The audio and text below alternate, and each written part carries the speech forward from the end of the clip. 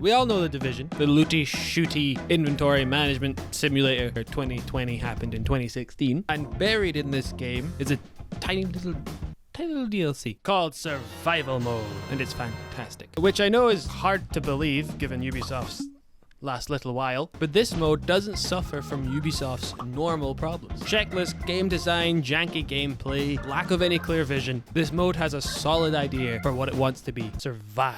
You do that by scavenging for supplies, picking what fights to take, struggling against the weather, making meaningful choices about a limited supply of equipment, and it's actually rather challenging. But not in the enemies have bigger health bars and do more damage type of way, because of how they've designed the survival aspect of the game. I've played 25 hours and I've still not completed it once. But in typical Ubisoft fashion, they didn't carry the mode over to Division 2 and expand on it. They instead left it buried in the Division 1, which is insane to me considering all of these games came out since the Division, and I've had the most fun with this DLC.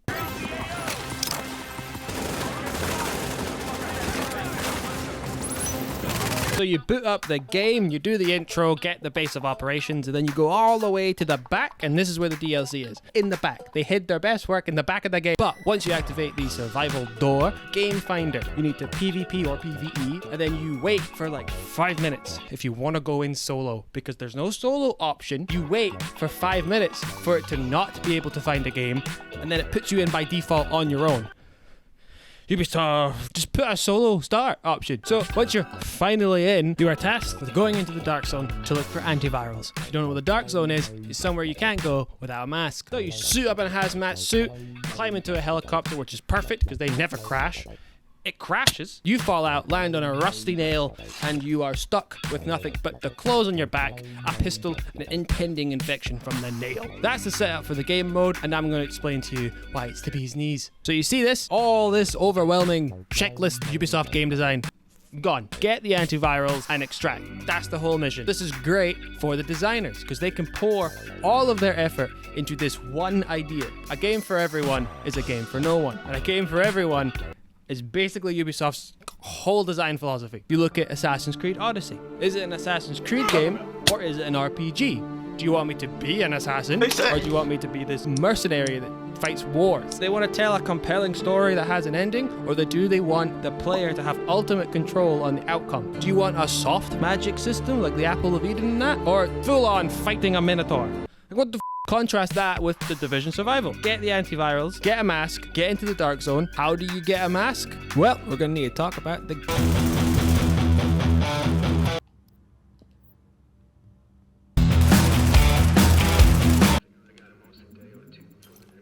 jump scare. The beard's gone. This is weird for all of us. Anyway, the gameplay loop. So, do missions, pick up a bunch of guns, pick up a bunch of armor, then inventory manage for about the same length of time as the mission was, and then you go do it again. But in survival, things are a little bit different. You actually need to go out and look for stuff that you need to not die, like food and water, because we have survival elements now. Trust me, it's not.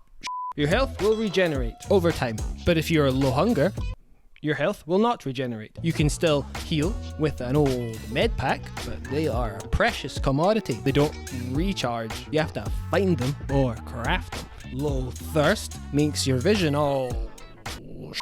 It's New York City in a storm. So that just adds to the level of I can't see anything. So instead of go out, do a mission, come back, go out, do a mission, you're now going out, exploring the world, looking for stuff to not die. Places to loot, shops, houses, the backs of streets. One of my major problems with the base game was there was no reason to actually go out and explore this wonderful world Ubisoft created. Like, you could go if you wanted to, but there's no point. So what you end up doing is just fast traveling from place to place, because the missions give you armor, weapons, and ammo. So there's no real need to explore and find stuff. So to spice things up a little bit, you have these generated loot drop spots, guaranteed loot drop spots. So you have a place to head towards, giving you some direction on this really big map, which is now basically empty. But the map fills in with points of interest as you discover them, so it's not overwhelming as f***.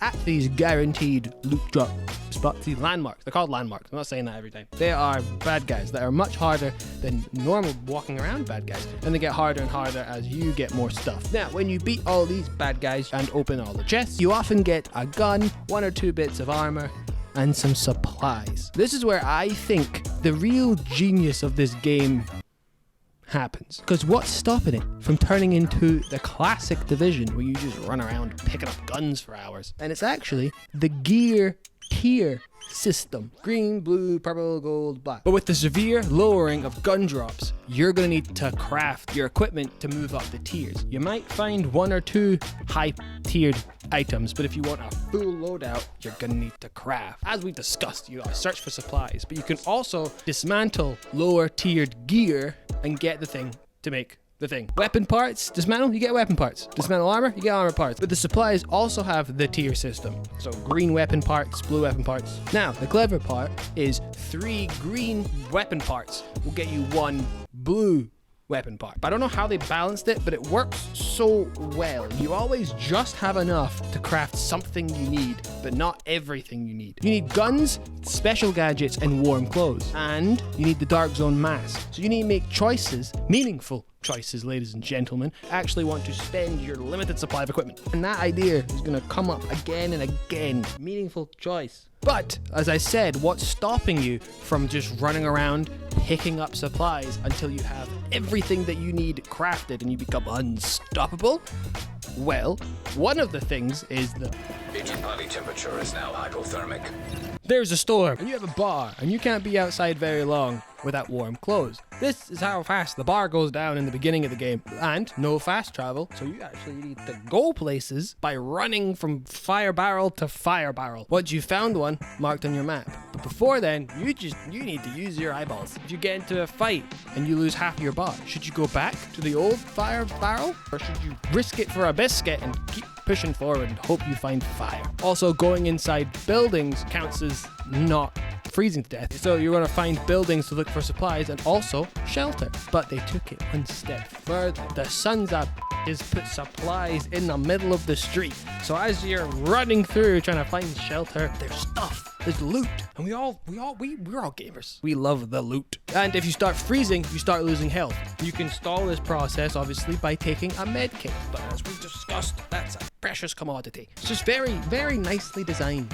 Oh, very good. So now, the choices about what you want to craft just got a little bit more complicated. Should you use the fabric for warm clothes so you can explore outside for longer?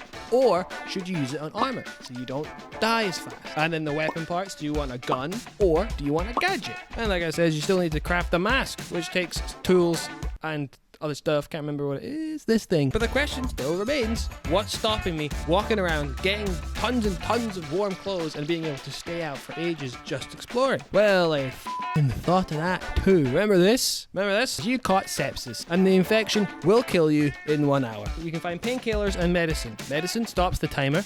Painkillers slows down the time. But ultimately, you have a time limit. So not only do you need to eat, drink, decide what's better, warm clothes or weapons, gadgets or attachments, now how much time do you have left? Do you think you can find any medication? If you start running out of time, are you strong enough to actually go into the dark zone? Do you have enough supplies for the mask in the first place? Because you spent it all on a ball that runs up to people and explodes. Meaningful choices, intertwining systems that have a tangible effect on the gameplay. This really doesn't feel like a Ubisoft game. Why can't they make a whole game this good? With all these different aspects of the game, even though it's very close to the gameplay loop of the base game. It's objective based. Get the antivirus. With systems that are influencing how you actually play the game. I can't explain it any better than I am responsible for the gear, the equipment, how I can survive in the weather, how I can survive with the infection. Do I look longer? Do I not look longer? And we haven't even talked about jumping into the Antiviral cache tagged and mapped in Dark Zone.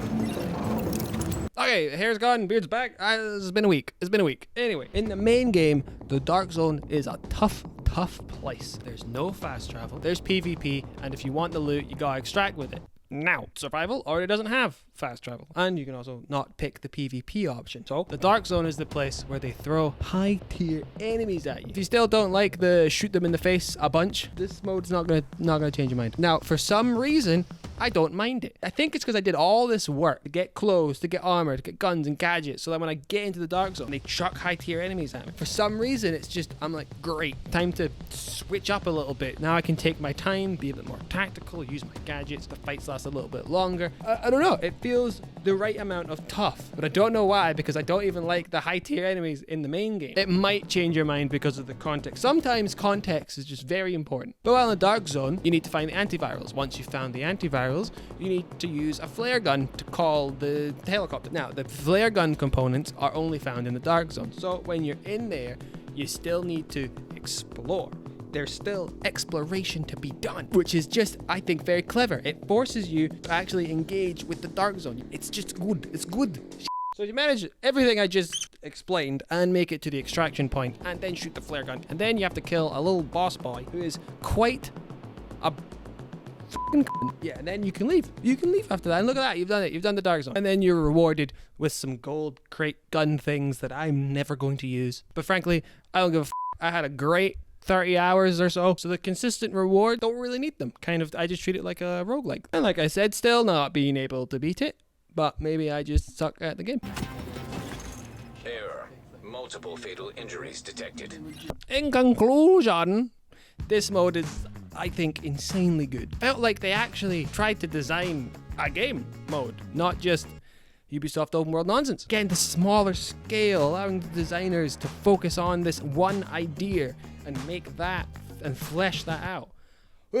Now, it might not be that balanced. I might just be bad at the game. So it feels balanced to me, but if you're very good at the game, you're like, oh, I always have clothes and I always have good gear and I always have that stuff. But this is why we love video games, because one man's balance is another man's trash. But I stand by that. I think the decision making in this game is solid. Cold clothes, gear, food, medicine. All this stuff doesn't feel like window dressing. It feels like it's tangible, it's real. I need this stuff. And the tone of this world actually fits the gameplay. I'm running around in the snow, I'm cold, I'm hungry, trying to fight for my life, and that fits the tone of The Division. The tone of The Division is quite dark and COVID-y, but when you play the game, you fast travel, you shoot people, you have a good time. But in survival mode, I'm not having a good time. You can also co-op this game. You can have a good co-op time if you have another friend that wants to play The Division 1 with you. But basically, I just can't believe Ubisoft made this. Obviously, it comes with some bullshit. Because it's always online, it could be gone tomorrow, today, as of now, who knows? Are they gonna do that thing they did with The Crew recently where they just take it from your library or something like that? They did something with The Crew, slowly turning into like the world's worst company. This is such a shame because they're capable of quite a lot. It's very depressing. Anyway, thank you for watching my video. Ubisoft, make this game available to play offline, please, for the love of God.